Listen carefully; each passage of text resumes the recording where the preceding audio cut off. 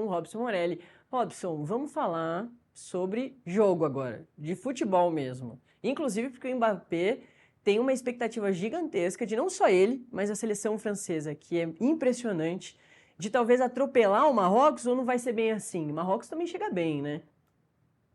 Não, calma lá, Natália, calma lá, vamos segurar a empolgação. Eu queria dizer também que todo mundo aqui foi muito solidário, né? A comunidade esportiva foi muito solidária ao Mbappé. Ele está trabalhando para tentar ganhar uma Copa do Mundo, e isso, assim, talvez tenha tirado a seleção francesa e ele próprio do foco, mas eles já estão treinando, eles já estão trabalhando, eles já estão preparados para jogar contra esse Marrocos, que é um time que empatou com o Brasil lá no começo da Copa. A gente sofreu naqueles 45 minutos, então é um time bem montadinho e é um time que traz também muito futebol para frente, muito futebol ofensivo, sabe marcar. A gente viu tudo isso contra a seleção brasileira. França continua sendo a melhor seleção do campeonato.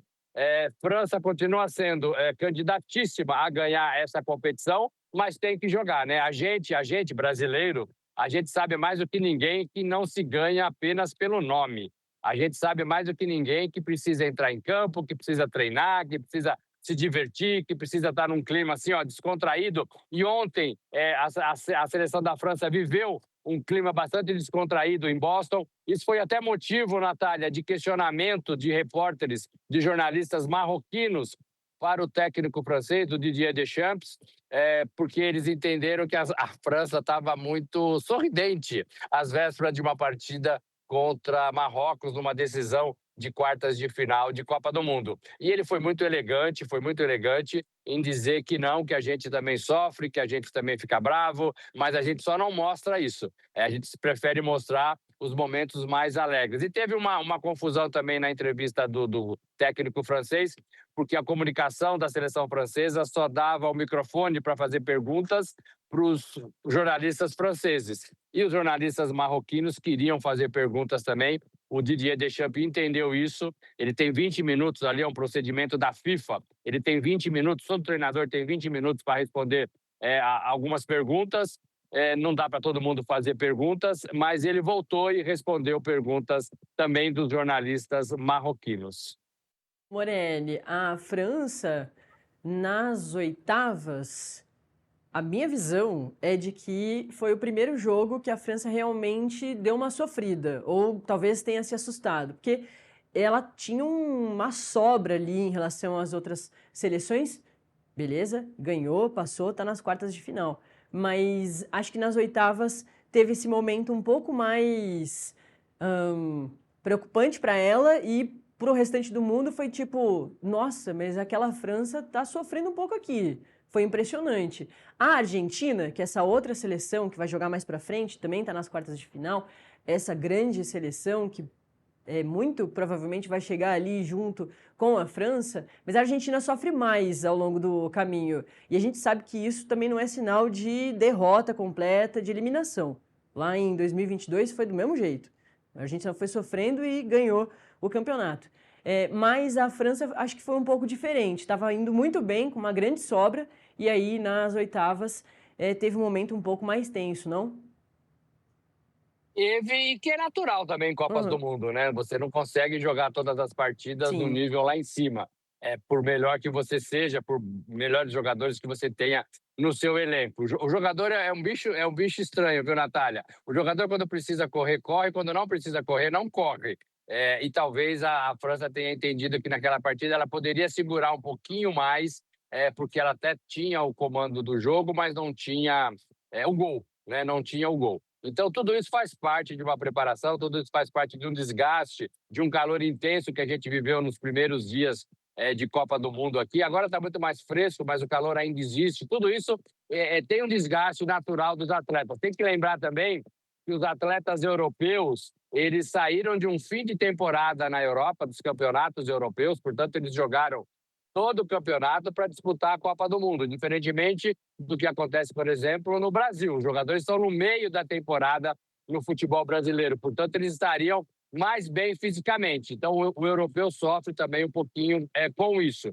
Agora, a França é um exemplo em muitas coisas, inclusive para o Brasil, né? A França, Natália, em 1988, a França montou um centro de treinamento da seleção em Clairefontaine para tentar melhorar a sua pegada esportiva, a sua formação de jogadores, de profissionais para a seleção francesa.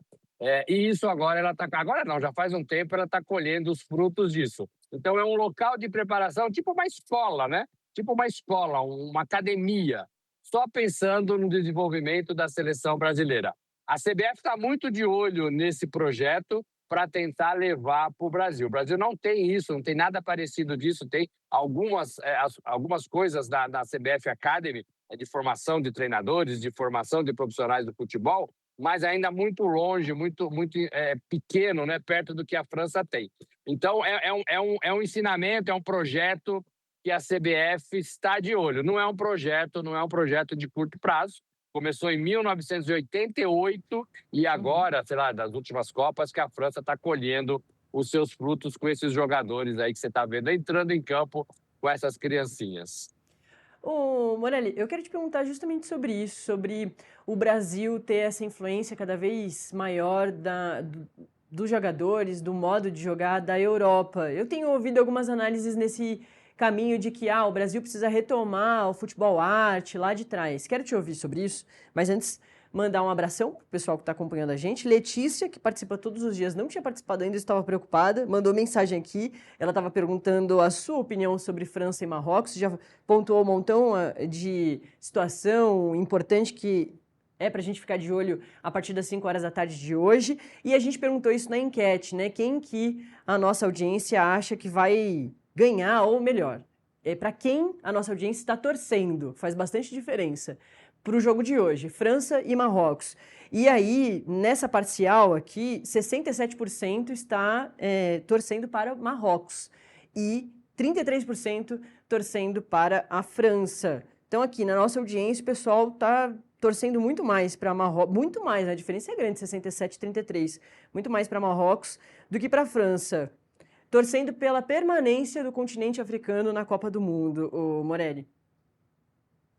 Pode ser uma opção, né? Se o continente africano numa semifinal de Copa do Mundo é bacana, é legal. Então pode ser uma resposta, né, sobre isso. Pode ser um carinho por marroquinos, mas assim, futebol por futebol, Natália, eu fico sempre com o bom futebol. E para mim, quem está jogando o melhor futebol é a França. E eu gosto de ver o bom futebol. Então eu torço para os bons times nas Copas do Mundo. A gente ficou encantado por Cabo Verde, pelas pessoas de Cabo Verde, né, pelos jogadores, pelo Vozinha. Então a gente acaba mudando um pouco essa opinião, né? Vamos torcer sim para Cabo Verde. Mas a gente, assim, na minha opinião, assim, os melhores times são os que devem ir para as partidas finais, por tudo que eles fazem em campo e que alegram a torcida de qualquer nacionalidade. Ver a França jogar é muito mais bonito, muito mais alegre do que ver o Marrocos jogar. Agora, futebol é imprevisível.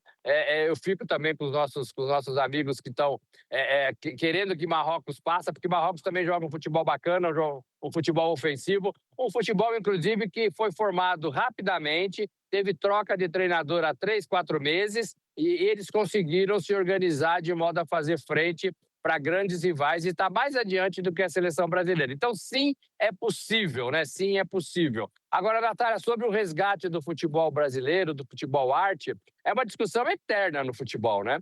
Você consegue ser competitivo dando show? Você consegue dar show e ser competitivo? A gente nunca tem essa resposta. Eu penso que a gente exportou demais o jeito europeu, e isso é legal, falando de tática, falando de posicionamento, falando de condição física, isso é bacana, mas eu acho que aquela ginga que a gente tem é muito importante e a gente deve sim resgatar. E eu acho que também o pessoal torce para Marrocos, porque como a gente não tem mais a figura do Neymar, que é super polêmica, mas poderia ter sido, né? O brasileiro acredita até o fim de que ele poderia ter sido um herói. Vini Júnior, o Endrick e mais um montão de gente aí, né? O Ryan, que tem uma comunidade de fãs gigante.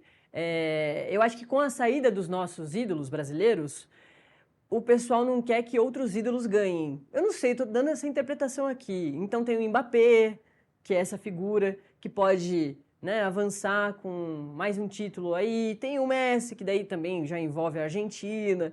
Enfim, acho que o pessoal tem essa tendência, já que o Brasil não continuou. Agora, tem mais uma mensagem aqui, ô Morelli, já para te liberar, que você vai se preparar para participar do Corneta, mas teve uma mensagem aqui que eu achei super curiosa sobre o lugar que você está falando com a gente hoje. Aqui, o Lucas mandou, elogiou o seu posicionamento e também falou que lugar bonito e uma limpeza impressionante. Ele ficou impressionado aí com a limpeza das ruas de Nova York. Isso é o tempo todo, viu, Lucas? Isso é o tempo É. todo, né? Acabou de passar um caminhãozinho aqui na calçada, limpando ali. Eles passam com aquela vassoura que gira e limpa tudo. Tem lixos de esquinas em esquinas. As calçadas são grandes e são transitáveis, né? Você não fica desviando de buracos, elas são grandes. As ruas são largas. Eu tô na parte este de Nova York, eu tô na rua 88, com a York. Essa aqui é a York, depois é a primeira, depois é a segunda, e vai parar lá no Central Park, na Quinta Avenida. Então é um lugar calmo, é um lugar legal, é um lugar que tem muitos hospitais aqui onde eu tô, então você vê ambulância para tudo quanto é lado. E aqui tem uma cena engraçada, porque as enfermeiras, os médicos, eles saem para as ruas o jaleco que eles trabalham. Eles não trocam de roupa, né? Eles têm jaleco verde, tem jaleco azul, tem jaleco amarelo, então eles saem, vão para casa com o próprio jaleco que eles trabalham. Aqui é uma região de bastante hospitais. Pois é, Robson Morelli que esqueceu da casa dele no Brasil. Já está um tempão lá nos Estados Unidos, mas está acabando, né, Morelli? Não sei se você vai continuar aí depois emendar um períodozinho de férias, como alguns jogadores brasileiros, ou se não, se já volta para continuar o seu trabalho aqui no Brasil e voltar para tua casa, né? Natália, eu volto sim, mas está longe ainda. A minha passagem de volta é dia 22. Dia Caramba, 22. gente. Então acaba a Copa, são 45 dias aqui nos Estados Unidos, trabalhando. Mas é legal, é muito bom cobrir Copa do Mundo. E ainda não acabou, né? E ainda acabou. Tem a festa da comemoração. Exatamente, vai ser boa. Essa aí eu queria participar, mesmo sem ser o Brasil. Ah, festa sim, não tem como perder, né? Tá certo, então, o Robson Morelli vai se preparar agora para participar do Corneta, programa da Copa do Mundo, que acontece de segunda com o Robson Morelli, a Marília Ruiz e também o Fábio Piperno. Valeu, hein? Obrigado, bom dia a todos.